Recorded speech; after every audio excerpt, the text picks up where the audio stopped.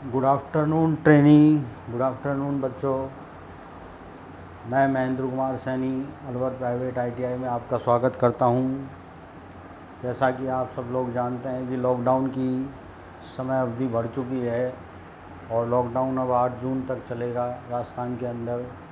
तो इस दौरान हमारी जो ऑनलाइन क्लासेज लगातार चल रही हैं, मैं समझता हूं आप उन सबको देख रहे होंगे।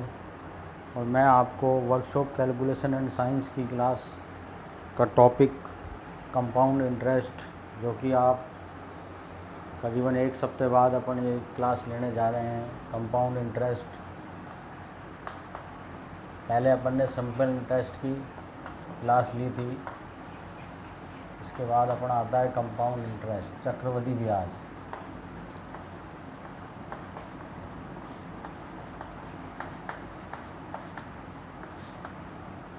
जैसा कि आप सब जानते हैं, सरल ब्याज क्या होता है। सरल ब्याज मूलधन पर मिलने वाला प्रत्येक वर्ष में ब्याज होता है, जो कि एक रेट ऑफ परसेंट पर दिया जाता है। रेट ऑफ परसेंट आपको मैंने बताया था पिछले वीडियो में क्या होती है rate of percent. Rate of percent क्या होती है, एक साल में 100 रुपये पर मिलने वाला ब्याज ही रेट ऑफ परसेंट कहलाता है। तो सरल ब्याज में तो क्या है कि प्रिंसिपल हर साल के लिए समान होता है, लेकिन चक्रवृद्धि ब्याज में वो प्रिंसिपल हर साल के लिए समान नहीं होता है। चक्रवृद्धि ब्याज में ब्याज के ऊपर भी ब्याज मिलता है। साधारण भाषा में कहा जाए तो ब्याज के ऊपर भी ब्याज मिलना ही चक्रवृद्धि ब्याज कहलाता है। चक्रवृद्धि ब्याज में जो फर्स्ट साल का जो इंटरेस्ट होता है वो सिंपल इंटरेस्ट और चक्रवृद्धि ब्याज तो सेम होता है, लेकिन जैसे ही सेकंड साल लगता है तो फर्स्ट साल के एंड में जो हमारे पास में अमाउंट आता है, मिश्र धन आता है, उस मिश्र धन में ब्याज जुड़कर नया प्रिंसिपल बन जाता है अगले वर्ष के लिए। क्या बन जाता है? अगले वर्ष के लिए नया प्रिंसिपल बन जाता है। जैसे मैं आपको एक एग्जांपल देकर इसको समझाता हूँ। एग्जांपल देकर समझाते हैं हम। जैसे हमारे पास कोई मूलधन फी बराबर है 10,000 रुपये। कितना है? 100 रुपये। और रेट ऑफ परसेंट है 10%।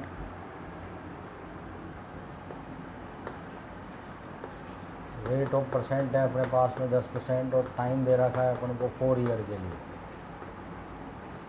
कितने ईयर के लिए? 4 ईयर के लिए। तो इसका CI व SI क्या होगा, इन दोनों में डिफरेंस।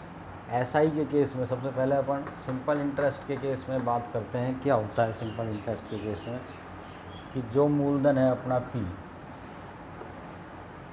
100 रुपीज़, ये पहले साल में मतलब फर्स्ट ईयर में इस पर कितना ब्याज मिलेगा? रेट ऑफ 10% से 100 रुपये का 10% निकालेंगे अपन, क्या होता है 10 प्लस 10 रुपये, ये कितना हो जाएगा? 120 रुपीज़। 110 रुपीज़ हो जाएगा अपना मिश्र धन अमाउंट। ये जो अमाउंट आया अपना, ये अमाउंट आया फर्स्ट ईयर के एंड में अमाउंट। और यही अमाउंट चक्रवृद्धि ब्याज के केस में क्या हो जाता है? सेकंड ईयर का प्रिंसिपल बन जाता है। क्या बन जाता है? सेकंड ईयर का प्रिंसिपल बन जाता है। रेट ऑफ परसेंट क्या है यहाँ? फर्स्ट ईयर तो कितना मिलेगा अपन को? 10% के ब्याज में 10, सिंपल इंटरेस्ट के केस में। केस ऑफ दूसरे साल में भी सिंपल इंटरेस्ट में प्रिंसिपल पर ही ब्याज मिलता है। दूसरे साल में 10%, 100 का 10% प्लस 10 रुपीज़ मिलेगा, तो ये कितना हो जाएगा? 120 रुपीज़ सेकेंड ईयर के केस में। इसी प्रकार थर्ड ईयर में कितना हो जाएगा? 130 रुपये। इस प्रकार फोर्थ ईयर प्लस 10 रुपीज़ हर साल जुड़ते जाएंगे। 10%, ये थर्ड ईयर, ये 4th ईयर। तो सिंपल इंटरेस्ट के केस में हम देख रहे हैं कि प्रिंसिपल पर ही हर साल 10% ब्याज हमें मिल रहा है। ठीक है, क्या मिल रहा है सिंपल इंटरेस्ट में कि प्रिंसिपल ही हर साल ब्याज मिलता है सेम रेट पर सेम समय पर। लेकिन सीआई के केस में क्या होता है, सीआई के केस में क्या होता है, अपन केस देखते हैं सीआई का। सीआई के केस में क्या होता है कि जो ये 100 रुपये है मूलधन हमारा, 10% ब्याज पर फर्स्ट ईयर में कितना बन जाता है ये 110 रुपये बन जाता है। तो ये जो होता है ये तो होता है फर्स्ट ईयर एंड में, फर्स्ट ईयर के एंड में अमाउंट। लेकिन सीआई के केस में यही सेकंड ईयर के लिए क्या बन जाता है, ये प्रिंसिपल बन जाता है, मूलधन बन जाता है। क्या बन जाता है, प्रिंसिपल बन जाता है। यही फ़र्क है सीआई और एसआई में। अब जो 10% ब्याज मिलेगा वो हमें 110 पर मिलेगा, 100 पर नहीं मिलेगा। लेकिन एसआई के केस में तो 100 पर मिल रहा था, तो अब हमें 10% ब्याज किस पे मिलेगा, 110 पर। तो 110 का 10%, 10 रुपीज़ ना होकर कितना होगा, 110 का 10% कितना होगा, 10/100 इंटू 110 कितना होगा, 11 रुपये। कितना होगा, 11 रुपये होगा। तो हमारा मूलधन क्या हो जाएगा, मिश्रधन क्या हो जाएगा, 121। मूलधन में 11 रुपये जुड़ गए 10% के हिसाब से, तो सेकेंड ईयर में। अब जो ये हमारे पास में आया है मिश्रधन सेकेंड ईयर के एंड में,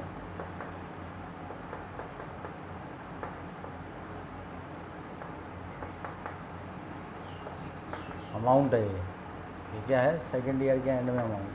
लेकिन ये थर्ड ईयर के लिए क्या है, प्रिंसिपल। सीआई के केस में थर्ड ईयर के लिए क्या है, ये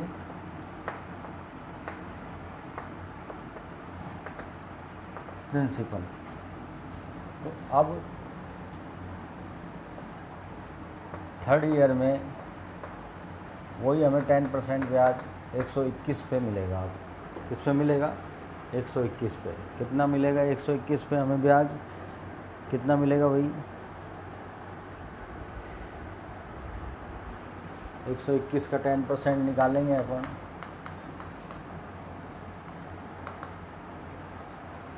12.1 21 में जोड़ेंगे,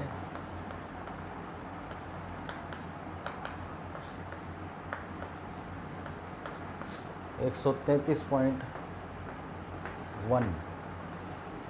ये जो हो जाएगा अमाउंट, ये क्या हो जाएगा, ये थर्ड ईयर के एंड में अमाउंट आ जाएगा हमारे पास। क्या आ जाएगा, अमाउंट। लेकिन यही फोर्थ ईयर के लिए क्या रहेगा, सीआई के केस में फोर्थ ईयर के लिए क्या रहेगा, ये प्रिंसिपल। क्या रहेगा, प्रिंसिपल। अब फिर इस पर 10% लगेगा फोर्थ ईयर में।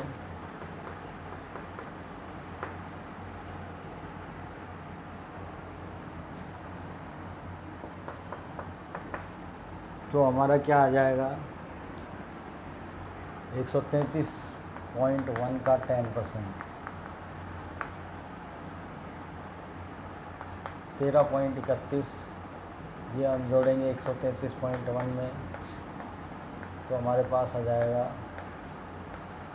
146.41। ये क्या आ गया हमारे पास में, फोर्थ ईयर के एंड में अमाउंट।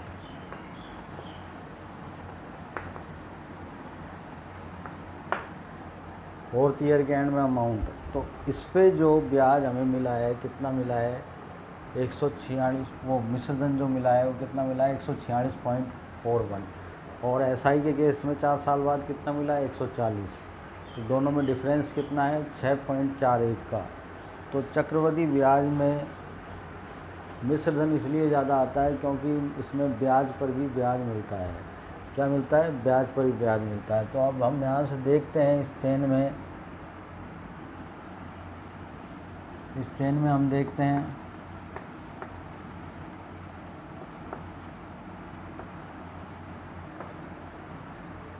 कि यहाँ पर एक सेम स्केलिंग फैक्टर काम करता है मिश्र धन पर, सेम रेट पर सेम टाइम के लिए मिश्र धन पर क्या करता है, एक सेम स्केलिंग फैक्टर काम करता है, वो करता है A/P।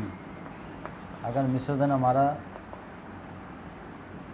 मूलधन हमारा 100 रुपये है तो मिश्र धन कितना हो रहा है फर्स्ट ईयर में, 110। तो ये कितना हो गया, 11/10। 11/10 गुणा फर्स्ट ईयर के एंड में अमाउंट हो जाएगा। कितना हो जाएगा, फर्स्ट ईयर के एंड में अमाउंट। इसी प्रकार से ये भी 11/10 होगा। देखिए कैसे, यहाँ 110 है, वहाँ 121। अब मिश्र धन कौन सा लगेगा, 110।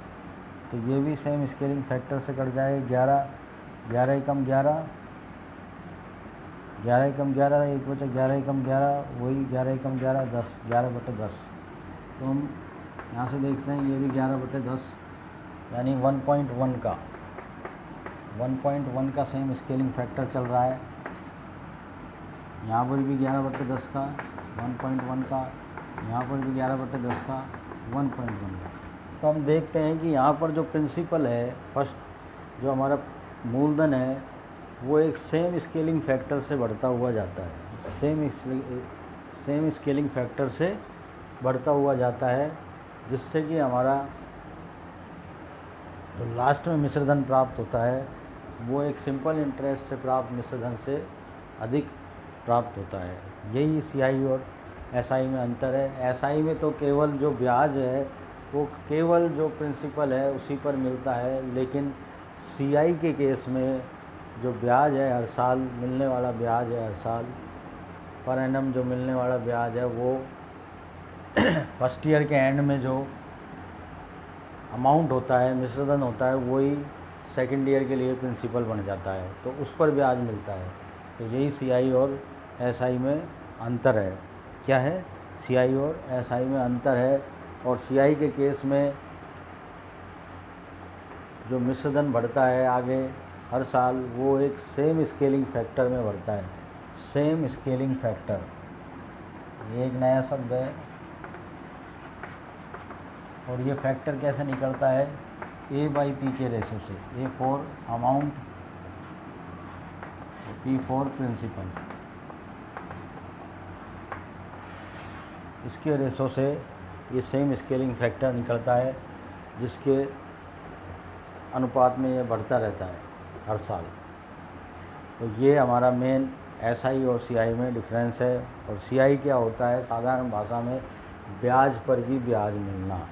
क्या होता है, ब्याज पर ही ब्याज मिलना। तो ये हमने एक उदाहरण से इस चीज़ को समझा। जैसे दूसरा एग्जाम्पल हम देखते हैं इसी तरह का सीआई का, इसको नोट डाउन कर लीजिए, स्क्रीनशॉट ले लीजिए इसका।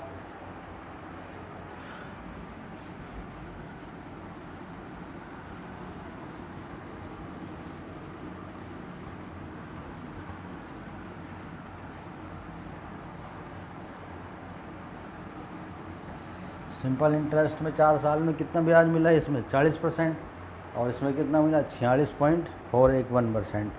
46.41%। अब एक और सवाल देखते हैं हम। अगर प्रिंसिपल 100 रुपये है और ब्याज की दर हर साल अलग अलग है, समय हमारा 3 वर्ष है, R1 10%, R2 सेकेंड ईयर के लिए 20% और R3 30%। तो इसमें क्या होगा, इसमें सीआई के केस में क्या होगा, सीआई के केस में क्या होता है कि एक सेम स्केलिंग फैक्टर चलता है। तो लेकिन यहाँ पर समान रेट नहीं है, हर साल अलग अलग रेट है। 3 ईयर्स का है, जैसे मूलधन हमारा 100 रुपये है, तो पहले साल के लिए जो ब्याज है वो 10% है, तो हमें कितना मिलेगा? 10 रुपीज़ मिलेगा। 10 रुपीज़ 100 में जुड़ जाएगा तो कितना मिश्रधन हो जाएगा? 110 रुपीज़। अब यही हमारा सेकेंड ईयर के लिए प्रिंसिपल बन जाएगा। क्या बन जाएगा? सेकेंड ईयर के लिए प्रिंसिपल। और ये क्या है? फर्स्ट ईयर के एंड में अमाउंट।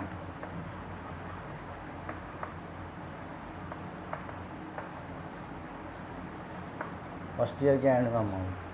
अब सेकेंड ईयर की बात करते हैं तो सेकेंड ईयर में जो ब्याज है हमारा वो है 20%। कितना है? 20%।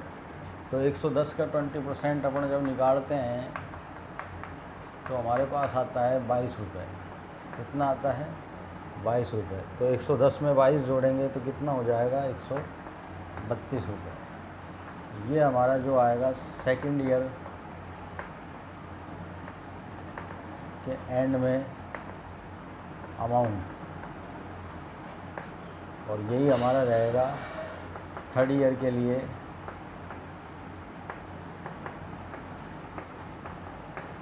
प्रिंसिपल। किसमें? सीआई के केस में। और थर्ड ईयर के लिए प्रिंसिपल में जो हमारा रेट ऑफ परसेंट है वो है 30%। 30% किस पे मिलेगा हमें? 132 रुपये पर। 132 का 30% कितना होता है?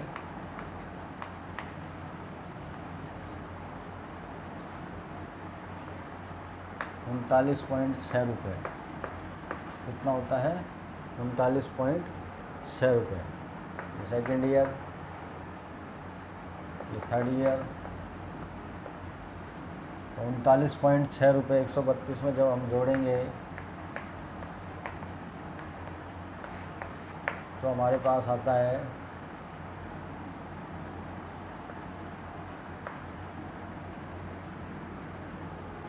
171.6 रुपये। ये आता है हमारा थर्ड ईयर के एंड में अमाउंट। अगर हमारी रेट ऑफ परसेंट अलग अलग है हर साल के लिए तो स्केलिंग फैक्टर भी हमारा हर साल के लिए अलग अलग हो जाएगा। यहाँ पर स्केलिंग फैक्टर रहेगा अपना 1.1 गुना पहले साल के लिए, दूसरे साल के लिए हो जाएगा 2.1 गुना। आप देख लीजिए दूसरे साल के लिए क्या हो जाएगा? 2.1 गुना। देखिए दूसरे साल के लिए मिश्रधन 132 है, प्रिंसिपल 110 है। काटेंगे 11 से, 11 एकम 11,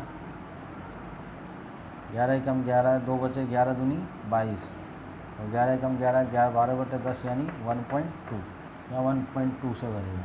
इसमें टेक्निक 1.2 और यहाँ 1.3 से जब हमारा यानी कितना हो गया? ये 13/10, ये 12/10 और ये 11/10। तो रेट ऑफ परसेंट अलग अलग होने से जो स्केलिंग फैक्टर है हर साल का वो भी अलग अलग हो जाता है। तो ये हमारा सीआई निकालने का फर्स्ट मेथड है amount upon principal, A/P।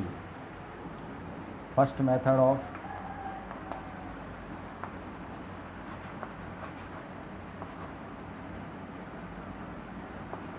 Find the compound interest.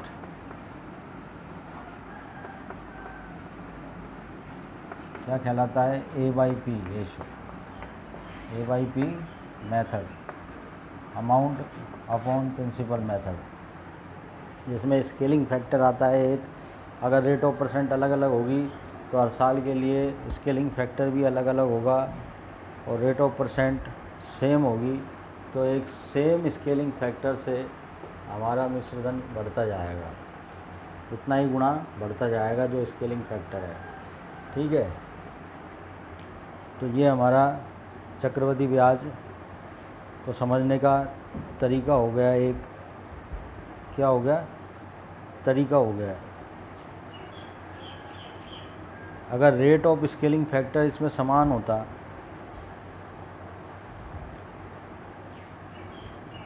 Rate of scaling factor क्या होता, समान होता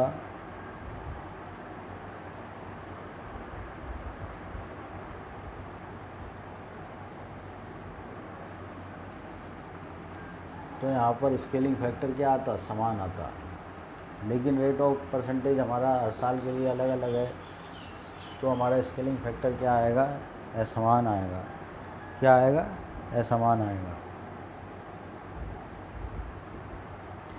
तो मैं आपको यही बताना चाहता था। सीआई में तो सीआई ज्ञात करने के वैसे तो 3-4 तरीके हैं। हम सारे तरीक़ों के बारे में पढ़ेंगे। इससे पहला तरीका हमने पढ़ा method of CI, find out the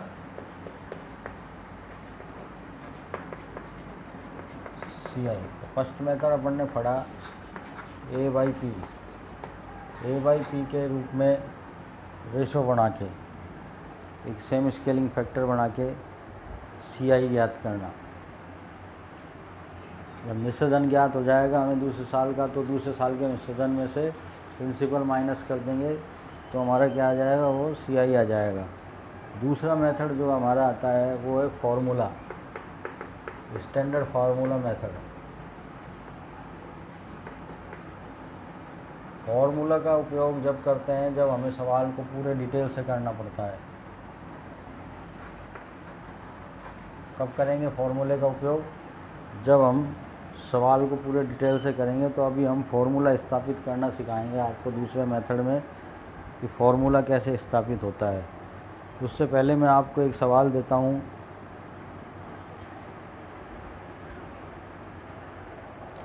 यदि कोई प्रिंसिपल, यदि कोई मूलधन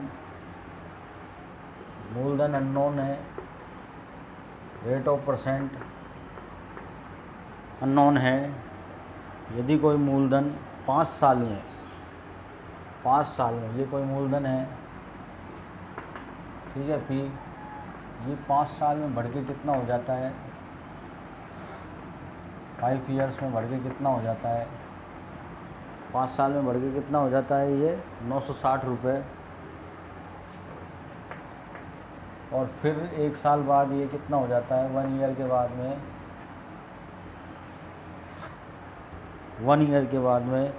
1008 रुपये। कितना हो जाता है, 1008 रुपये।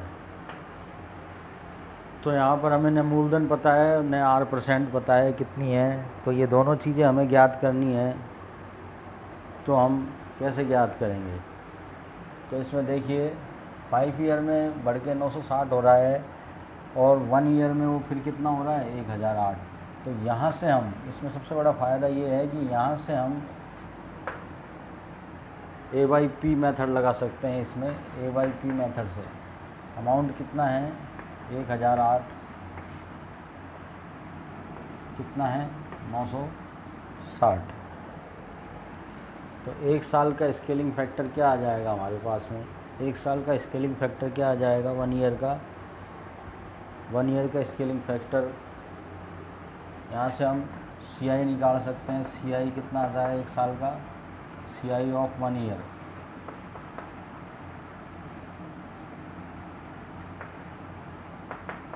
$1008। मिश्रधन में से प्रिंसिपल घटा दो। प्रिंसिपल कौन सा होगा इसके लिए, ये वाला। तो ये घटाएंगे तो कितना आएगा, 48 रुपये। कितना आएगा, 48 रुपीज़। 48 रुपीज़ आएगा हमारा। इसको हम काट भी सकते हैं, 48 रुपीज़। जब 48 रुपीज़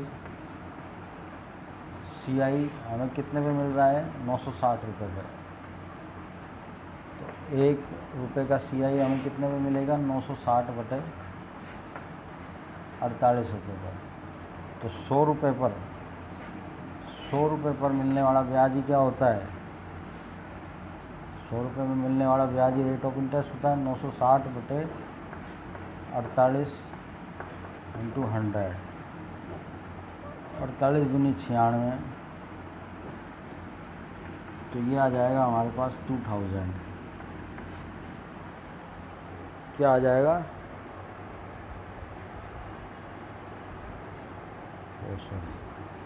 सॉरी गलत कर दिया अपन ने थोड़ा सा, इसको देखिए।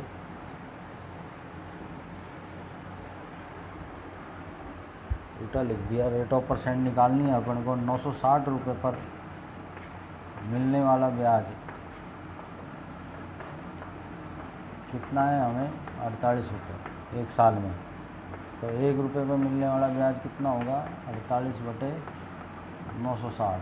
तो 100 रुपये पर मिलने वाला ब्याज कितना होगा, 100 रुपये पर मिलने वाला ब्याज ही क्या होता है, रेट ऑफ इंटरेस्ट होता है। तो यहाँ से हम रेट ऑफ इंटरेस्ट निकाल लेंगे। 48 दूनी 96 और 20 पंजू 100, तो कितना आ जाएगा, 5% रेट आ जाएगी। कितनी आ जाएगी, 5% रेट। और यहाँ से हम स्केलिंग फैक्टर निकाल सकते हैं AYP मेथड से। AYP मेथड से 1008/960 को आप काट सकते हैं।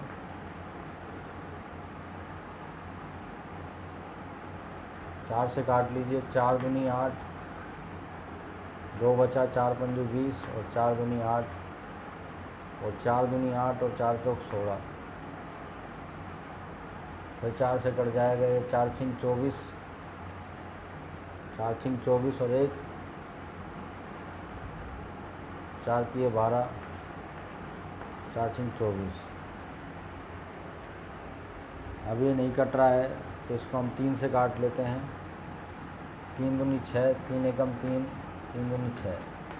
तो ये हमारा स्केलिंग फैक्टर आ गया 21/20।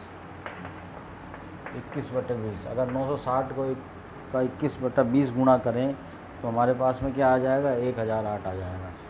इसी प्रकार से 5 साल में 960 हो रहा है, तो 5 साल में, 1 साल में कितना स्केलिंग फैक्टर आया हमारे पास, 21/20।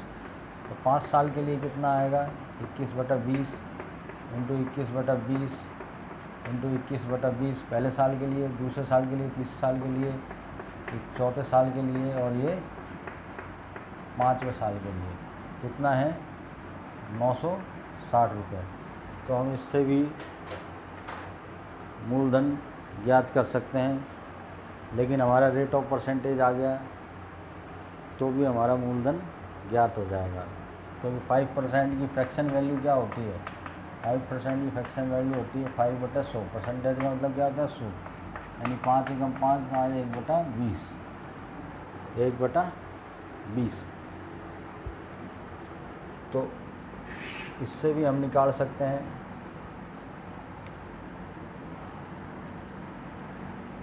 यानी P गुना 21/20 की पावर 5 बराबर 960। तो यहाँ ये P का मान आ जाएगा 960 गुणा 20/21 की होल पावर 5। तो इसको सिंप्लीफाई करेंगे तो हमारे पास में हमारा मूलधन आ जाएगा 960 गुणा 20/21, 20/21, 20/21, 20/21 और 20/21।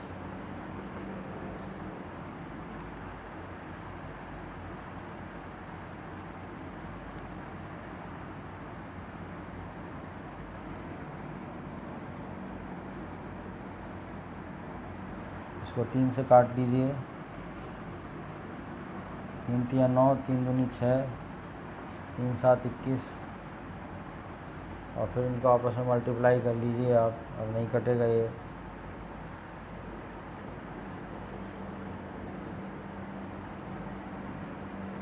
अब नहीं कटेगा। 2 दूनी 4, 4 दूनी 8, 8 दूनी 16, 16 दूनी 32, 320 गुणा 1 2 3 4 5, 21 गुणा 21, 441 गुणा 441। मल्टीप्लाई करने पर जो भी आएगा हमारा यहाँ पे 7 गुणा 21 गुणा 21 गुणा 21 गुणा 21 गुणा 21, ये हमारा मूलधन आ जाएगा। जब हमने रेट ऑफ परसेंट निकाल लिया तो हम मूलधन भी निकाल सकते हैं, जो जितना धन उसने शुरू में लगाया। तो रेट ऑफ परसेंट इस प्रकार से हम निकाल सकते हैं। अब आगे देखिए हम फॉर्मूला कैसे स्थापित करते हैं स्टैंडर्ड।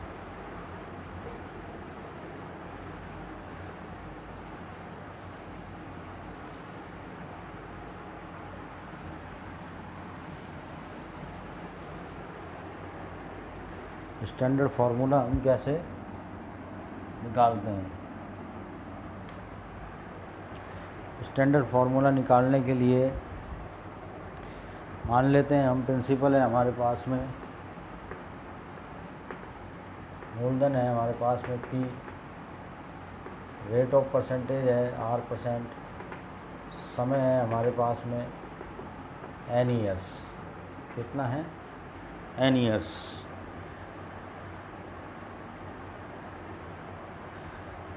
क्योंकि हम जानते हैं पहले साल के लिए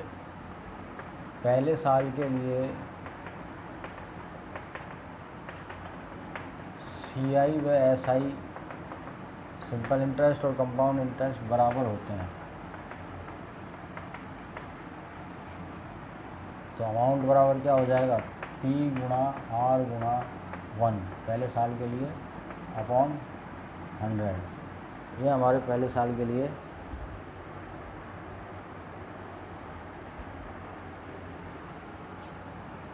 इंटरेस्ट हो जाएगा, या इंटरेस्ट, पहले साल का इंटरेस्ट।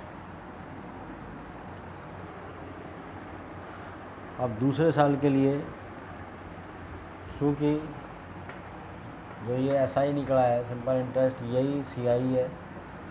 दूसरे साल के लिए निकालने के लिए हम क्या करेंगे, क्योंकि अमाउंट बराबर क्या होता है? P plus I, P plus I। तो हमारा अमाउंट क्या हो जाएगा? अमाउंट हो जाएगा P प्लस PR बाई 100। तो यहाँ से हम P कॉमन ले लेंगे तो 1 प्लस R बाई 100। ये हमारा पहले साल के लिए अमाउंट बन जाएगा। अब दूसरे साल के लिए CI के केस में दूसरे साल के लिए ये प्रिंसिपल है, क्या है? प्रिंसिपल है। और रेट ऑफ परसेंट क्या है? O। तो अमाउंट क्या आ जाएगा? P, ये प्रिंसिपल है, P 1 प्लस R बाई 100 और रेट ऑफ परसेंट क्या लिखेंगे? R by 100 into R by 100। क्या लिखेंगे? R by 100।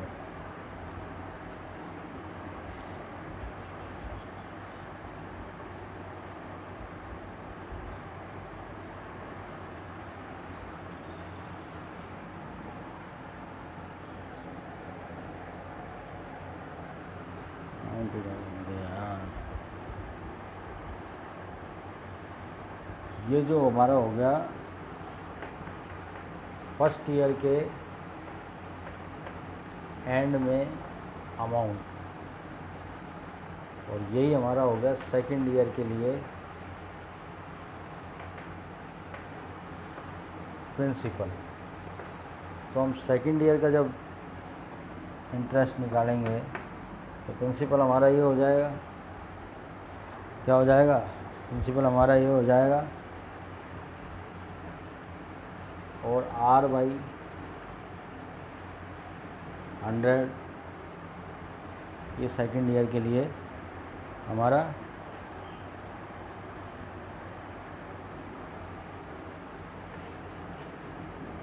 इंटरेस्ट हो जाएगा। क्योंकि R% है तो R बाई 100 से मल्टीप्लाई हो जाएगा, तो अमाउंट हो जाएगा हमारा सेकंड ईयर का P प्लस ये हमारा 1 plus R by 100 plus P गुणा 1 plus R by 100 into R by 100। तो ये हमारा बन जाएगा amount P 1 plus R by 100। Common ले लेंगे तो क्या बचेगा? 1 प्लस R बाई 100। ये हमारा सेकेंड ईयर के लिए अमाउंट बन जाएगा। अब जो सेकेंड ईयर का अमाउंट है यही हमारा क्या है? थर्ड ईयर के लिए प्रिंसिपल क्या है? थर्ड ईयर के लिए प्रिंसिपल है। यही क्या है अपना थर्ड ईयर के लिए प्रिंसिपल। तो थर्ड ईयर के लिए प्रिंसिपल है तो हमारा I3 क्या आ जाएगा, I3 आ जाएगा हमारे पास में P गुणा 1 प्लस R/100 R/100 का होल स्क्वायर हो जाएगा। ये हमारा थर्ड ईयर का प्रिंसिपल इंटू R/100। तो हमारा अमाउंट क्या आ जाएगा, A3 बराबर P plus R/100 1 plus R/100 का स्क्वायर गुणा R/100।